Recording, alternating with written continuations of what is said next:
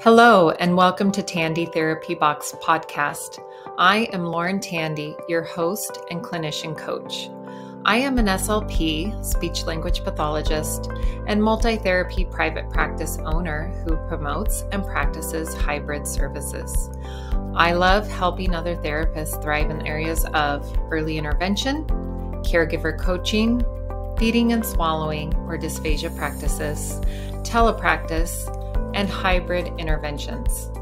This podcast is meant for therapists who want to maximize their time and income without spinning their wheels. I invite you to join me on this journey and get involved in our online community for support and development of your individual skills. Hello, and this is Lauren Tandy. I'm here with our first podcast. I'm so excited. I want to share with the Facebook group that has grown so much over the last 2 years, that started as a need for early intervention, telepractice help for clinicians out there that were thrust into it in March of 2020 because of COVID and schools being shut down. Everything went to virtual. Ever since then, our group has provided free resources to clinicians of all kinds, school administrators, teachers, developmental specialists, speech language pathologists, physical therapists, occupational therapists, and more, to be able to provide efficient and effective telepractice, in-person or hybrid services to their students and clients. So I wanted to share a little bit about what that's looked like for me in the last, we're in 2020, almost 2 years. So my practice has changed a lot in the last 2 years. My practice started in 2016. I started out doing early intervention after my daughter was born. I started my practice while I was pregnant with my daughter before I had her.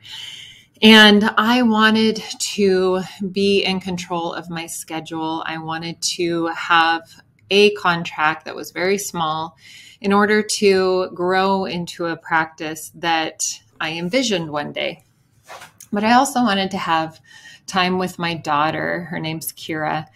And I was able to get that through my private practice and contracting with early intervention. I contracted with an early intervention agency that was in rural Washington. And because I was only able to travel there on a few days per month, I couldn't provide as many services as I would like or as was needed. I started out in a supervisory role for an SLPA, and that grew into more and more time requested. I have a specialty in dysphagia intervention, and they had a great need. So in order to meet that need, I grew my practice over the course of several years to include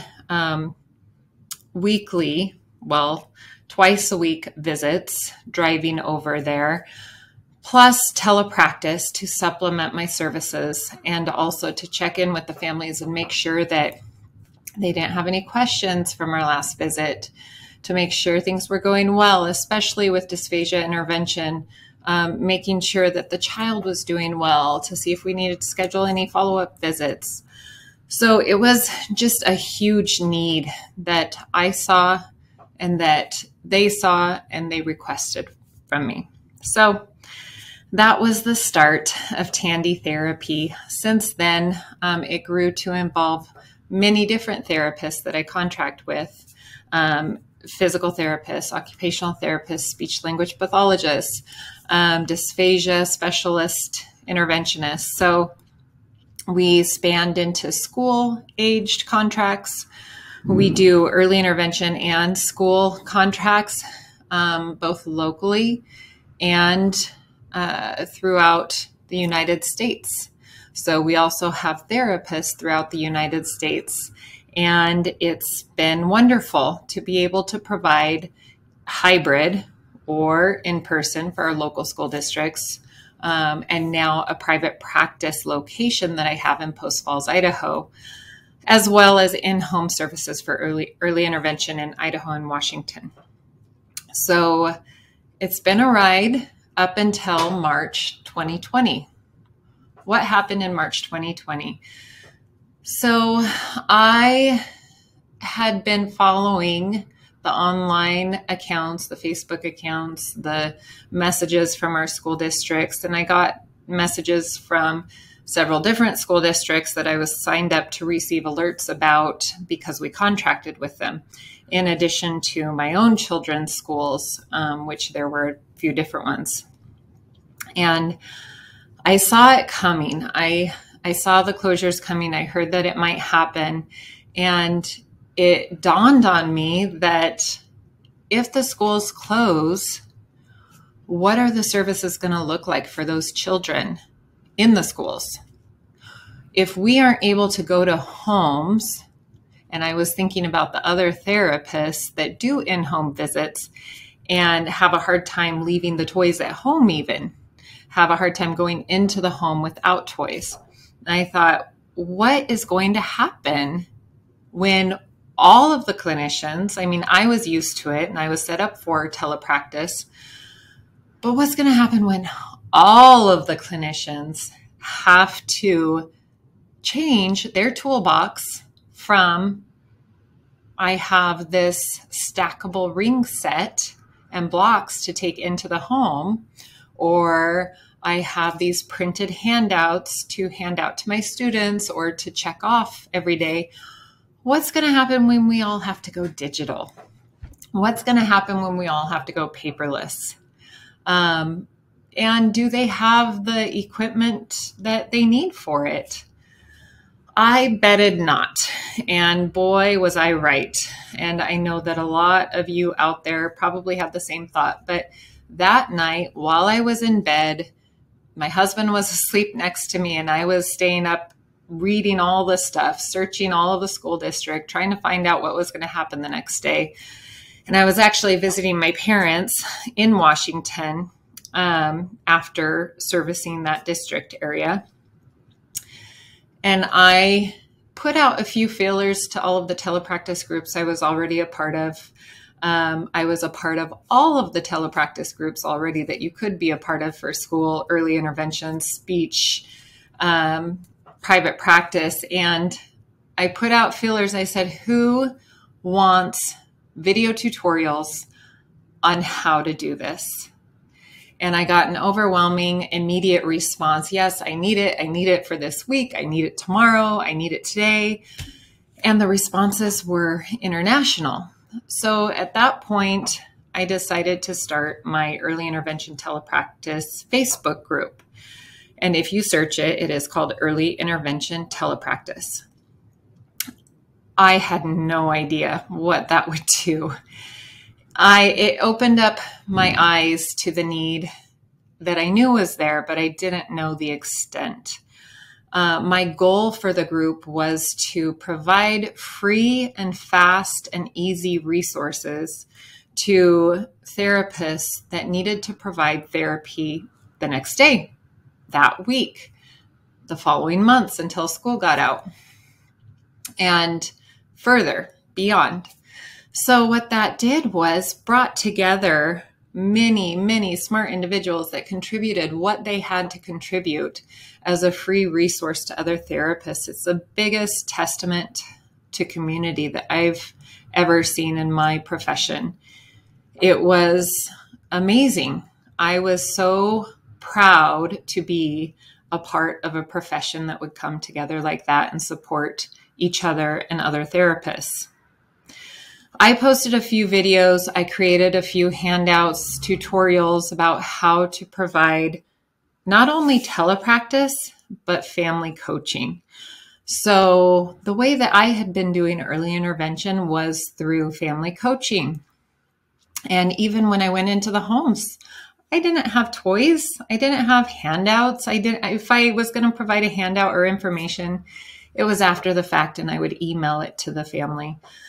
However, I knew several early interventionists that if they went into a home, including ones that I had trained, if they went into a home, it's as if they didn't know what to do with their hands or their body because they didn't have something to hide behind. And that can be harsh. I know, because I really respect and love a lot of those therapists. But they weren't doing true family coaching or caregiver coaching. That is for sure. So what I did with the people that I trained was I would take them in and have them leave their toys in the car. And then we would talk about it afterwards, and they would tell me how hard that was, how difficult that was. But how I saw it was the parents have all these things in the home that we can use, especially me as a feeding and swallowing therapist. Why do we need to bring things? I mean, on occasion, I would bring maybe a bottle nipple that the family couldn't access, and so I would provide. However, I really saw the purpose of using what's in the home. What's in the home is what the child has access to. So if we think about accessibility and disabilities, why would we train a runner on an elliptical if they don't have an elliptical at home to train on every day? That doesn't make sense. Why would we not just train them on the ground, on their feet, with the shoes that they have? If we were going to train them on sprinting and we brought sprinting shoes once a month or every other week for them to practice with, why would we do that when we know we're going to take them away? And then the sprinter has access to no shoes. Why would we not practice with what they have and where they are so that they can practice with the end goal in mind?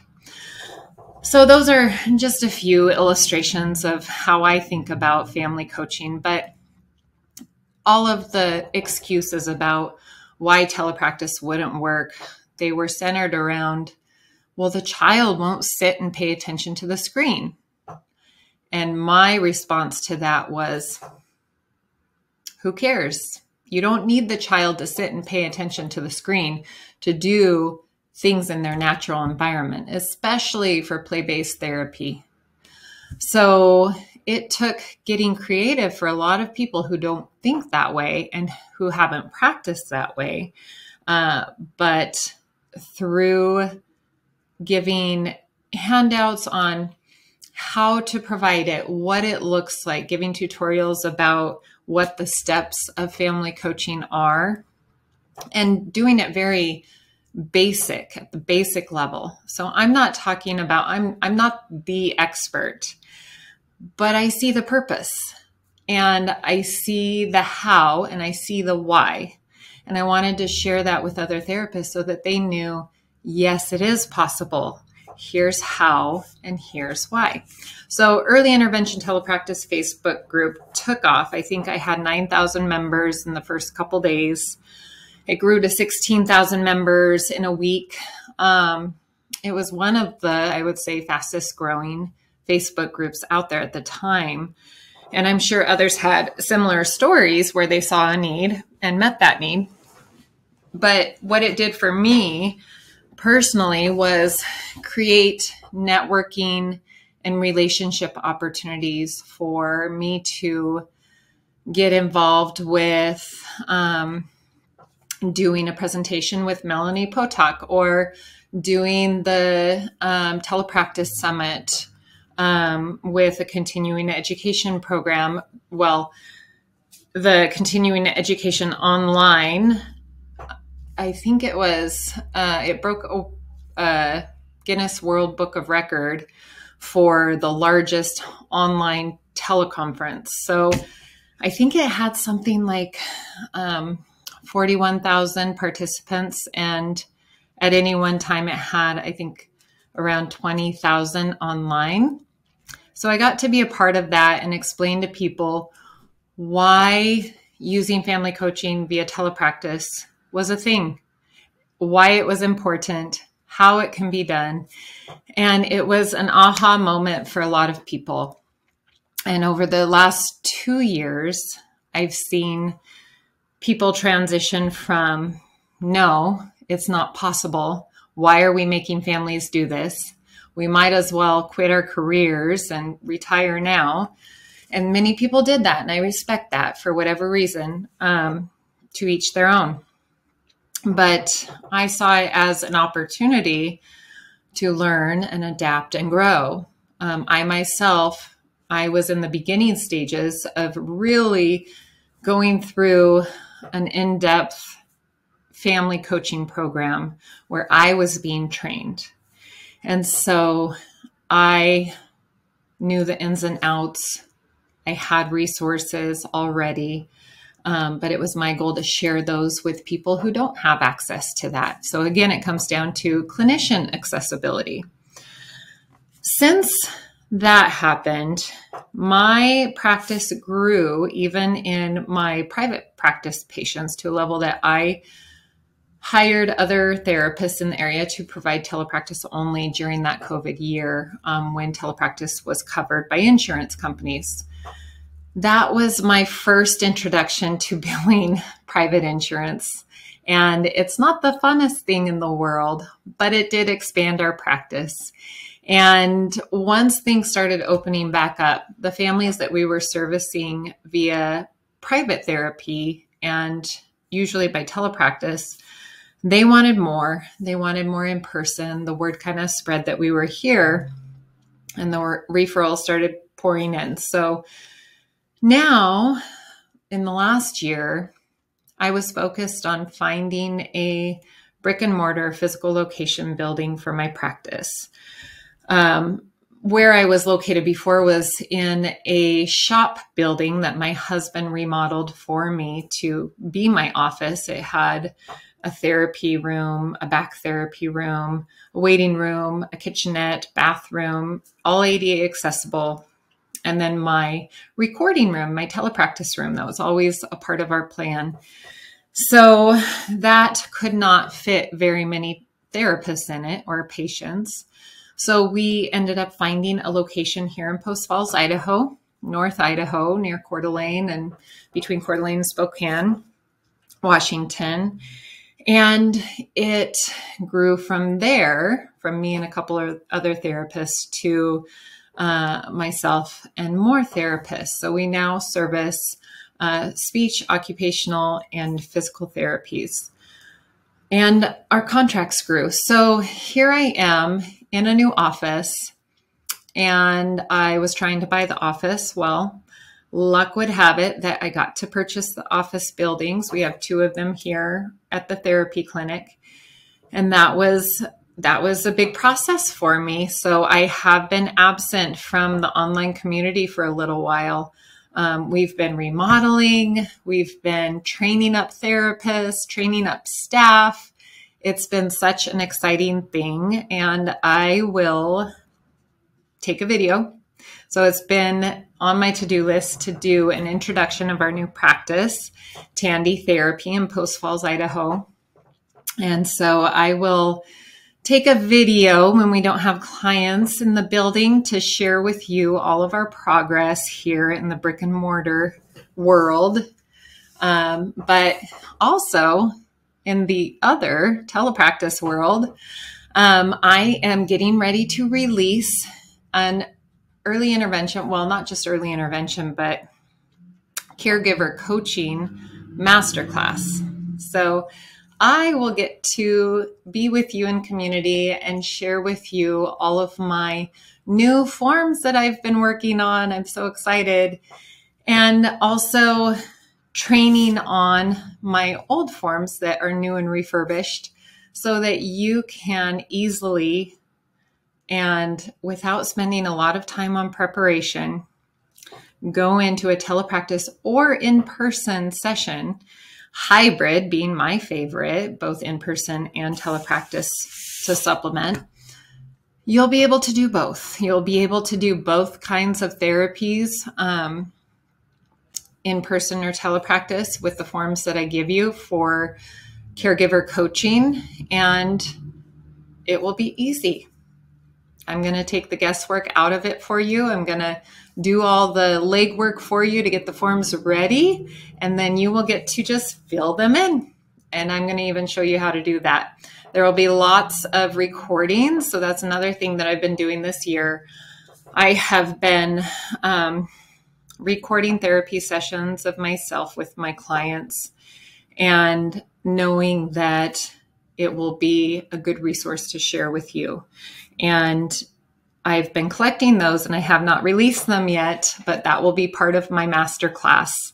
So I'm super excited to release those with you as well, because I have stepped a little bit back from direct intervention and family coaching. I do more clinician coaching now, which looks very similar, but I don't need the forms for that. So anyway, that will be released on Tandy Therapy Box, my other Facebook group. Please go and join. I think the joining link is at Tandy Therapy Box. So hop on there. Announcements will be put there first, and you'll be the first to hear. So welcome to my podcast. This is Lauren Tandy, speech language pathologist, telepractitioner, and caregiver coach. Bye. For more clinician coaching and resources from Lauren Tandy and Tandy Therapy Box, hop on Facebook and join her clinician community, Tandy Therapy Box and Early Intervention Telepractice. Tandy Therapy Box is a place to be for clinician coaching direct contact with Lauren Tandy. Early Intervention Telepractice is the place to be for clinicians needing general resources for birth to 3 and beyond. We look forward to seeing you there.